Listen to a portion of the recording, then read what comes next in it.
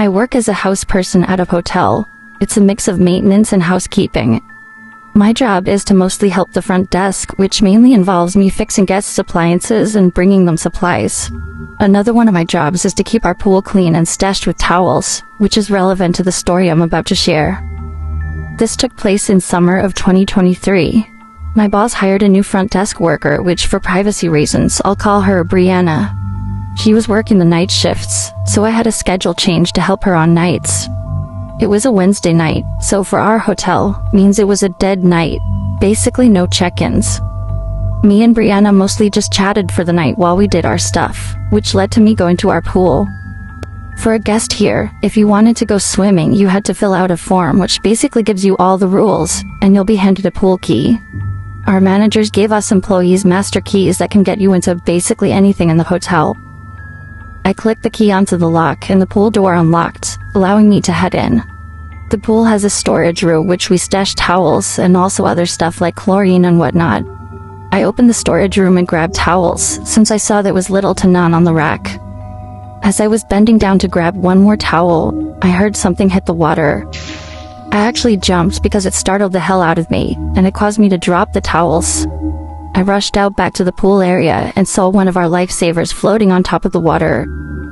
It was so bizarre because there was no way this lifesaver could have been in the water without having been tossed into the pool. I looked around the pool to see if someone had entered, but there was no one in here except for me. I pulled in the lifesaver out of the pool and quickly got back to putting towels out and left. I was weirded out for sure. I asked Brianna, who was at the front desk, if anyone went to the pool, and of course she said no. I didn't want to bring up the weird incident that happened since she was new and I wanted to give her a good impression of not sounding delusional. The night went on, and nothing happened until around 9:30 p.m. I grabbed a maintenance slip and read what the problem was. Room 324's toilet wasn't working. I trotted my way up to room 324 and let myself in with a key. When you open the door, immediately to the right is the bathroom.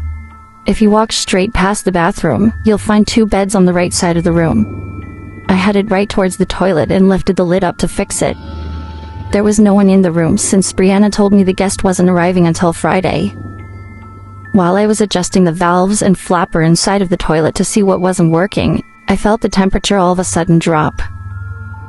I stopped what I was doing and stood there, feeling the hairs on my arms slowly raising up. The hell? I said in my head as I looked at all the vents that could possibly be letting cold air in. Then I realized, there could be no cold air. It was a summer night, a warm summer night to be specific, so what the hell could make the temperature just drop? As soon as I had this thought, I felt the air return to normal, and my hairs went back down. I checked the thermostat in the room and it read 68 degrees. This put me more on edge now, since I hadn't forgotten the pool incident. I wanted to fix the toilet and get out of here, so I went back into the bathroom and back to fixing the toilet. It felt like 2 minutes went by, because I heard the toilet start to flush again. I sighed out of relief, and watched the water in the tank rise back up. When over the sound of the water, there was an audibly loud thump coming from somewhere outside the bathroom. I froze in place. And then, that all too familiar cold feeling coming back. My heart started to race as my mind started to race at what could have made that noise. I put the lid back on top of the toilet and made my way out of the bathroom. I turned my head right to face the 2 beds, and saw the room phone on the nightstand dangling. However, I wasn't paying attention to the phone dangling. I was paying attention to what I saw past the phone. In the corner of the room, right next to the bed, there was a really tall person, standing still as ever. I felt myself struggling to breathe with what I was looking at.